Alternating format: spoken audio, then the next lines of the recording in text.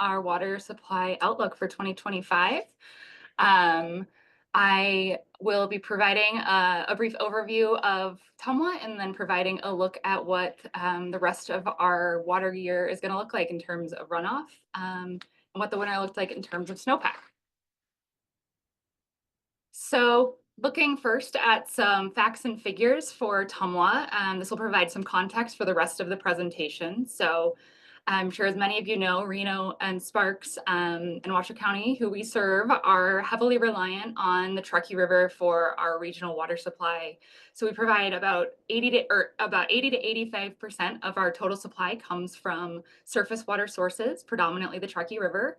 We have two surface water treatment plants on the main stem of the river. Chalk Bluff is our main water treatment plant that we typically operate year round. It can serve 90 million gallons per day. And our Glendale water treatment plant is generally used more seasonally when our demand increases during the irrigation season. And that can produce about 37 million gallons a day. We also have a small water treatment plant on Whites Creek in South Reno, and that started operating in 2022. It's called the Mount Rose Water Treatment Plant, and that helps provide surface water supplies to an area that was previously only served by groundwater. The rest of our water supply is made up of groundwater, which accounts for about 15 to 20% of the water supply. We have over 80 production wells across our service area. We also have the ability to use Fish Springs Ranch water, which was an importation project, and that can serve approximately 8,000 acre feet of groundwater. We also have a robust aquifer storage and recovery program, also known as ASR, and that's where we take treated surface water and inject it into our groundwater aquifers during the winter months when demands are lower. This helps bolster groundwater levels and can also help improve water quality in some regions. Lastly, we're very fortunate to have a network of upstream reservoirs where we can store water. This helps us deal with variability in our snowpack and precipitation and demand. And so we own and operate the dams at Independence Lake and Donner Lake for a cumulative total of 27,000 acre feet of storage in those reservoirs. With the Truckee River Operating Agreement, known as TROA, which I'll talk about in more detail shortly, we can actually store additional water in the federally owned reservoirs, which include Tahoe, Stampede, Boca, and Prosser. We can store anywhere from 9,500 acre feet to over 50,000 acre feet in those reservoirs, which provides us with a really, really robust drought supply. Looking at some of our demand stats on the right-hand side of the screen, our peak production capacity is over 200 million gallons a day, but our peak day demand currently in this last year was about 149 million gallons a day, and that usually occurs in the hottest time of the year in July when everyone is irrigating. For reference, our wintertime demand is about a quarter of that at about 40 million gallons a day. And then our projected demand, that should say annual demand for 2025, is 90,300 acre feet. And so that is what the total service area, over 450,000 of our customers will use in a year. Looking at the Truckee River system, this is a really basic schematic that just shows our upstream reservoirs, the river, and the end of the watershed here. So we have really fortunate, like I mentioned, to have these upstream reservoirs. The top 6.1 feet of Lake Tahoe is a reservoir, and then that's federally operated along with Stampede, Boca, and Prosser. And again, Tumwa owns and operates the dams at Independence Lake and Donner Lake. And as I'll get into in the presentation, these are really important storage reservoirs to ensure that we're able to meet demands in any type of year. And I'm sure as most people know, again, that we have a terminal watershed in this system, which is really pretty unique in that Lake Tahoe flows into the Truckee River and ends at Pyramid Lake in the desert, and Pyramid Lake has no outlet. And that comes into play with the Truckee River Operating Agreement, or TROA, and the long negotiations it took to put that in place that I'll talk about. So in addition to our reservoir storage, we also take an integrated approach to water management. So all of our sources of supply are able to be managed as basically a single system, and we call that conjunctive use, where our groundwater and surface water are able to be used jointly. So when we have depleted surface water supplies or reduced surface water supplies due to a drought, we're able to supplement with groundwater and also with our drought reserves. And it really helps increase system redundancy and our resiliency to drought. and it increases that variability because we don't ever know what a winter is going to bring in terms of snowpack or runoff.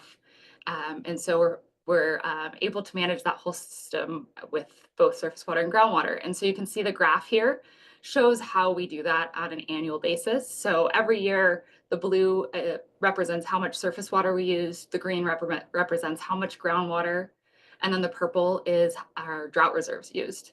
So you can see generally, like I mentioned, we usually use mostly surface water supplies, and then supplement with groundwater. And in 6 years out of about the last 30, we have used our drought reserves, but in a very limited capacity, which brings us to the Truckee River Operating Agreement. And so the Truckee River Operating Agreement was implemented in December of 2015 after decades of negotiation. And this really greatly enhanced Tumwa's ability to store water upstream. People call it a game changer for the region in terms of our water supply and also for the health of the Truckee River. So basically what it allows is it allows Tumwa and other water users on the river to store in federally owned reservoirs. We can store our unexercised water rights or the water rights we're not using in those reservoirs, and then we can release them as needed during droughts. It also it's a multi-benefit solution. So it provides our community with drought supplies, but it also improves spawning flows in the lower river for endangered and threatened species. It improves overall water quality and protects and improves riparian habitat. And so this graph, the yellow bars you see in this graph are the same as the drought reserves used in the previous graph, but this is showing actual total storage upstream. And what's really important to note in this graph is that since TROA was signed in 2015, we've been able to accumulate large amounts of drought reserves upstream. You see in 2021 through 2023, we had really significant amounts with almost 70,000 acre feet in 2023. And that's because that was more of a drought period. And so we were able to carry over our drought supplies year after year. And so those would have been there if we needed them. So if 2023 hadn't turned into a really robust water year like it did, we would have been able to tap into those supplies to meet demand if the drought had continued. So this is what allows us really to manage for the variability we see in this system. This photo is of Donner Lake, the Donner Lake Dam, which again Tumwa owns and operates. This is these are the three gates that are that manage the water flow out of the dam. And this was on March 31st. So we've had an interesting winter with kind of lulls in precipitation, but we've been really fortunate actually this last week to have a few kind of like late season storms that have boosted us up. And you can see that there was some decent accumulation even at the Donner Lake Dam at around 6,000 feet. So a lower elevation site, we still were getting pretty decent accumulation, which kind of switches topics to looking at what our winter looked like this year, which I know is something everyone's really interested in after April 1st. So this graph shows the snow water equivalent. So the snow water equivalent is actually the amount of water that's contained in the snow if it were to melt. And that's what we really care about from a water supply perspective, is what that water content of the snow is. We don't really care how deep it is. We care about how much water is gonna end up in our streams and reservoirs and river. So this graph shows from the early 1980s through 2025. And you can see, like I was mentioning, that extreme variability in snowpack. And the horizontal line shows 100%. So that's normal. And in terms of snowpack, normal is a really good thing. We're looking for normal or average snowpack. That means we've had a good year. We're going to have great runoff. And so that's what we ended up getting this year. So you can see the yellow bar shows the snow water equivalent, or SWE, measurement as of yesterday. And because of our last late season storms, it actually boosted us up over 100%, and we're at about 109% of average in the Lake Tahoe Basin. We've been really fortunate in the last 3 years to have, really good snowpacks that have increased or resulted in great water supplies. This is another graph from the Natural Resource Conservation Service, who does the snowpack measurements in our region. And it is a different way to look at the SWE. And you can see the purple line at the top, that's showing the maximum SWE in recorded history. The red or orange line at the bottom shows the minimum SWE. and the green is average. And you can see the black line is 2025, and we had a good start to the year. We were right about average, a little bit above average. And then, if you remember, January was super dry. And so we had weeks with no precipitation. So we really dropped below average for quite some time. And then we were fortunate to get some February storms that boosted us back up to average. It got dry again, but we've had March storms and then these early April storms. So we were actually above average, like I mentioned, at 109% in the Lake Tahoe Basin. So looking at what that means in terms of actual water supply, our projected river flows and our Lake Tahoe elevation are key metrics that we analyze or that we assess to see what we think the water supply is going to look like. And so Lake Tahoe gates closed rise means if all of the 17 gates at the Lake Tahoe Dam, which is shown in the photo on the left, were closed, how much would Lake Tahoe rise based on the runoff? And you can see that looking at the yellow data there, that basically that's the most probable um, that's the most probable option in terms of what the gates closed rise is going to be. And so it's about 1.10 feet and the median's 1.16 feet. So we're basically at average. This was taken a couple days ago, and it's I haven't looked at the measurements, but it's probably closer to average, 100% of average at this point in time with the new storms. So that's good news. And then the Truckee River at Farad is another metric we look at. So that's the gauge at the California-Nevada state line. And you can see there with 230,000 acre feet, that is also over average. So we're looking at average Lake Tahoe elevation rise and most likely above average flows at Farad this year. So those are both great metrics to look at, and both are showing good news. Similarly, this is another way to look at that data, and this is showing the Lake Tahoe elevation from 2011 through present day, actually into the future, but this graph shows the maximum. So the maximum legal elevation of Lake Tahoe is 6,229.1 feet. The natural rim is 6,223 feet. So when the lake drops below the natural rim, there's no water flowing out of the Lake Tahoe Dam into the Truckee River. You can see that this year, Lake Tahoe with the yellow bar there, that's the projected future level. It's most likely to get really close to filling or fill this year. So that'll be the second year in a row that Lake Tahoe is full or nearly full. And so that's a really great barometer of the health of our entire water supply network, all of our reservoirs. And so again, really great news here. Similarly, we look at the Truckee River flow at the California-Nevada state line.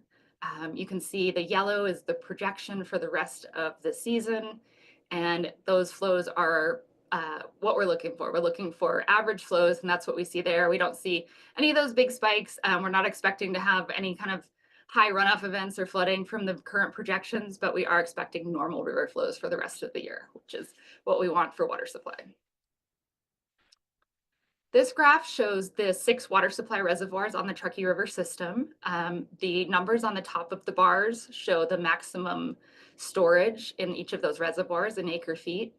And the bottom shows the percent full that each of those reservoirs currently is at. And so the whole system together is about 74% of system capacity, and there's a lot of snowpack still coming. So these reservoirs have not started filling for the season yet. So pretty much all of these reservoirs are either going to fill or come close to being nearly full. Some of them may even spill depending on the runoff projections after these last few storms. So we're going to have a full system, fully charged system upstream to provide water supply to Tumwa and all of the other water users on the river. So are we in a drought? This is always a key question that people are curious about. So looking at the US Drought Monitor map for the West here, you can see that in the beginning of our winter season, we were in an abnormally dry period going into February because of that really dry January. We were still experiencing an abnormally dry period, but because of the later season storms we've received, we are out of that abnormally dry period. It's kind of hard to tell on the map, but just our area is out of that abnormally dry metric. And so You can see the central, basically the central and South Sierra Nevada are in really, really good shape in terms of not having drought. You can see it's a different story in other parts of the Southwest, including in the Vegas area. They get their water supply from the lower Colorado River system, so it's completely disconnected from our water supply here. So we can be experiencing one sort of climate and environment while they're experiencing a different water supply outlook because they're not quite related because of our geographical differences. So we're going to have normal river flows, which is great news. But we do always ask our customers to conserve water and be smart about water use. So one of the cornerstones of our conservation efforts is our assigned day watering program, which has been in place since the 1980s. So we ask that odd and even addresses water on alternating days. And then we also request that people do not water on Mondays. This allows our whole system to replenish. And we also ask people to keep their sprinklers off between noon and 6 p.m. This is a really inefficient time of day to water because it's peak time for evaporation. So a lot of that water is not going to make it into your soil and into your plants. So it just makes more sense to water earlier or later in the day. Also, we ask people to not waste water by letting it run off onto the sidewalks or streets. Saves water, also can save you money on your water bills. We do allow hand watering at any time, but not sprinkler irrigation except within these timeframes and days. We have additional water conservation programs in place as well that help manage demand. So our system is fully metered. This allows customers to know how much water they're using and they can adjust accordingly. Similarly, we have a tiered rate structure, which really helps incentivize responsible water use by, again, allowing customers to know when they get bumped up to a higher tier and maybe wanting to reduce water use. We provide water usage reviews as a service for customers. So if you have higher than average water use or you suspect a leak, we do have staff that can come out and help you identify where that leak is occurring. We have lots of public awareness campaigns through our advertisements, outreach, bill inserts, events. We do community education with group presentations and school programs. We also partner with a lot of other great organizations that do a lot of school programs and public outreach. And lastly, an exciting development is that our advanced meters will be fully implemented this year. So most customers' meters have been switched out to these advanced meters at this point in time. It allows customers to have real-time insight into water usage, provides leak detection alerts, and you can compare your water usage over time. So it really empowers customers to take control of how they're using water, can again save you money on your water bill as well.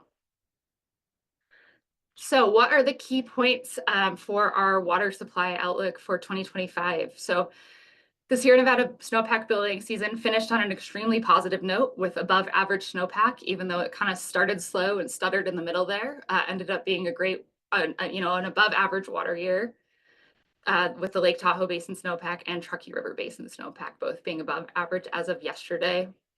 So average runoff is projected for the river throughout 2025. All upstream reservoirs, including Tahoe, will fill or nearly fill. So we'll have normal normal water supply operations and our standard conservation practices.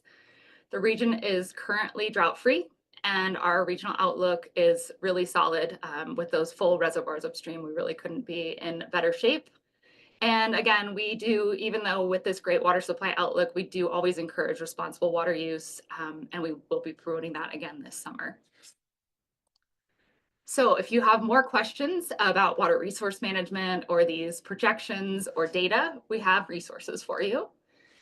We are currently updating our 2025 to 2045 water resource plan. We update this plan every 5 years. It looks at future demand and supply and how we're going to meet growth and address climate variability. So if you're interested in what was presented today, we would love for you to take a look at this plan, provide comment if you're so inclined, as it'll be available online in a few weeks. We're also having public sessions. We're going to have a session at our Smart About Water Day, which I'll talk about more in a minute. That'll be from 11 to 11:30. And then we're having a live webinar similar to this on June 4th, an open house at the Sparks Library in person, June 11th, and then one in South Reno at the South Reno Library on June 16th. So please come on out to those if you're interested in learning more. We also have our Smart About Water Day event coming up on Saturday, May 10th from 10 to 2 p.m. at the California Building in Idlewild Park. it's a free family-friendly event. There's great interactive exhibits.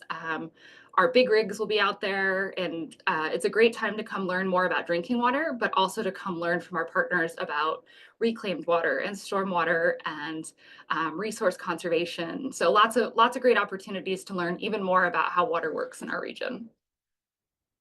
Lastly, if you're interested in the data and stats presented today, you can get real-time updates at smartaboutwater.com. So if you want to know what the daily snowpack is, the snow water equivalent, or the Truckee River flows or upstream storage, you can go to smartaboutwater.com and find that data real time. And with that, I'm going to turn it back over to Sonia to field questions. Thank you, Cara.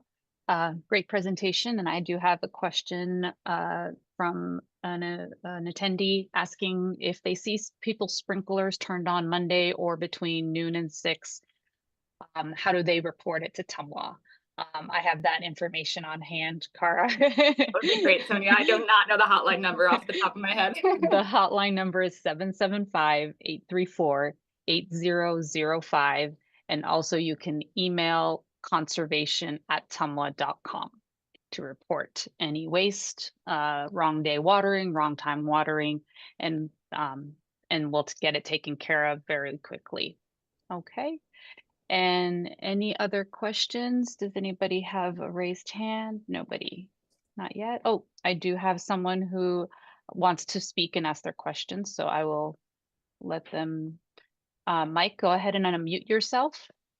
Yeah, you got me okay? Yep.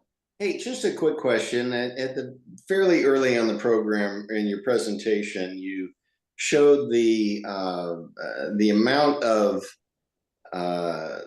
storage available, and it varied. Obviously, I assume that varied depending on how high Lake Tahoe was. But the total demand in the whole system is somewhere around 90,000 acre feet. Real quick look at the math in terms of that didn't show, I think, near that much available storage. Is some of that also from direct runoff, or how do those numbers end up jiving there? And I know there's a small percentage that is underground resources as well. Thanks, Mike. That's a great question. And TROA is pretty complicated, and so I did not get into all the details. But so those were our upstream drought reserves that we would only tap into if it was a drought situation.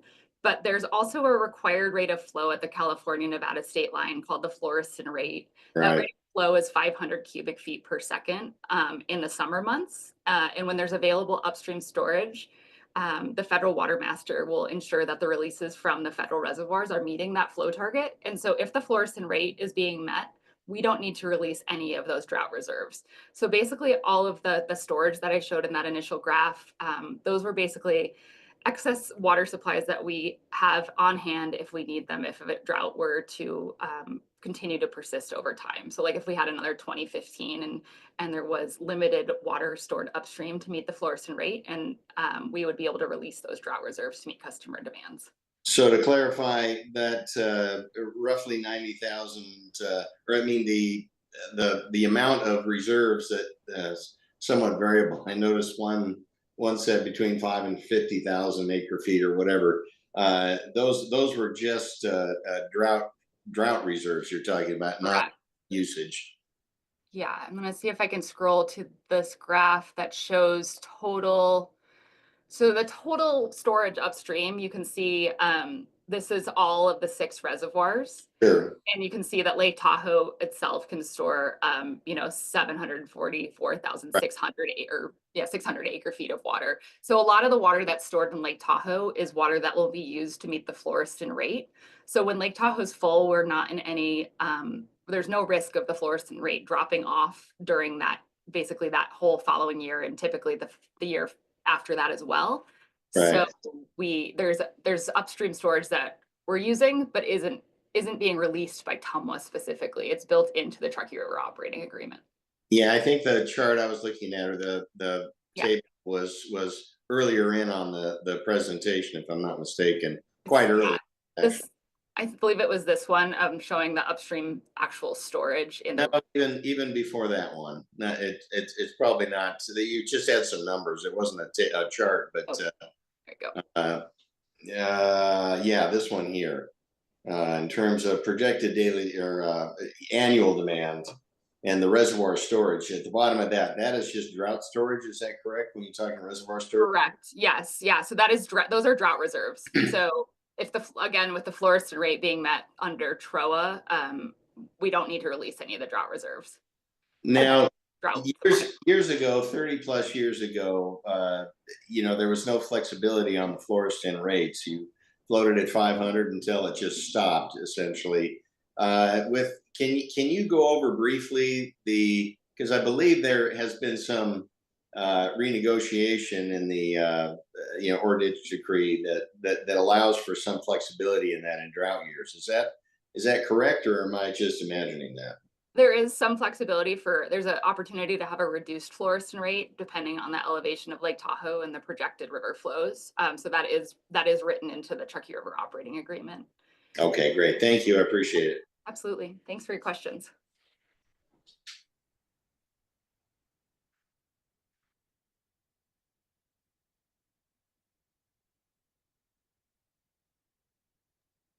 Thank you very much. I also was asked another question if the recording and the PowerPoint will be made available after this, and yes, it will be.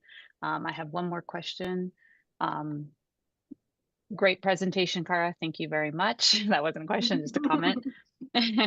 All right, I do have another question. Where does the water go that the community saves through conservation?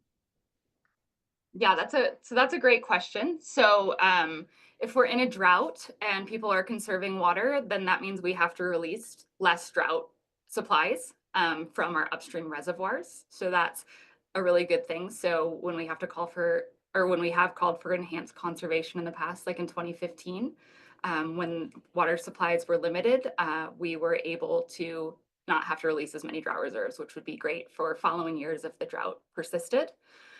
In normal years and wet years, the conserved water will just stay in the river and go downstream, generally to Pyramid Lake. It helps bolster the whole Truckee River system. Okay, thank you. I have another question. How does Tumwa address large potential water users like proposed data centers in the region? Great question. I know it on the top of a lot of people's minds. Tumwa has the same process for any water user, any new development coming in. So Tumwa requires that developers obtain water rights on the open market, and then they have to dedicate those to Tumwa. So Tumwa does not control growth or development. So if a developer has a sufficient water rights and they're going to dedicate those to Tumwa, then we typically approve that development. The actual development authority lies with approvals lie more with the individual jurisdictions in our region. Um, and for every acre foot of water that is required for service, for surface water supplies, an additional 11% also has to be dedicated to Tumwa for drought reserves.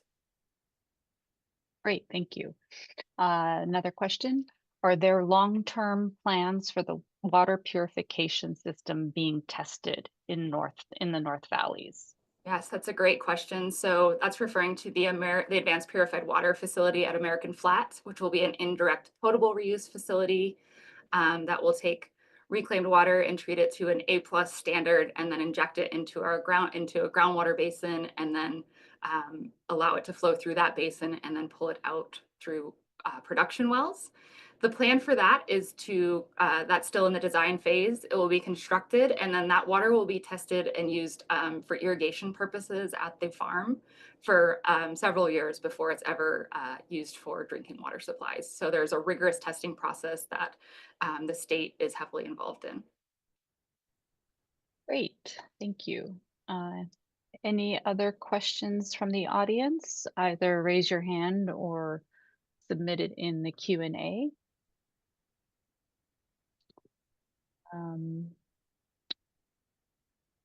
Another question I have is, does assigned day watering save water? really. Yes, it definitely helps save water. It also reduces the strain on our system.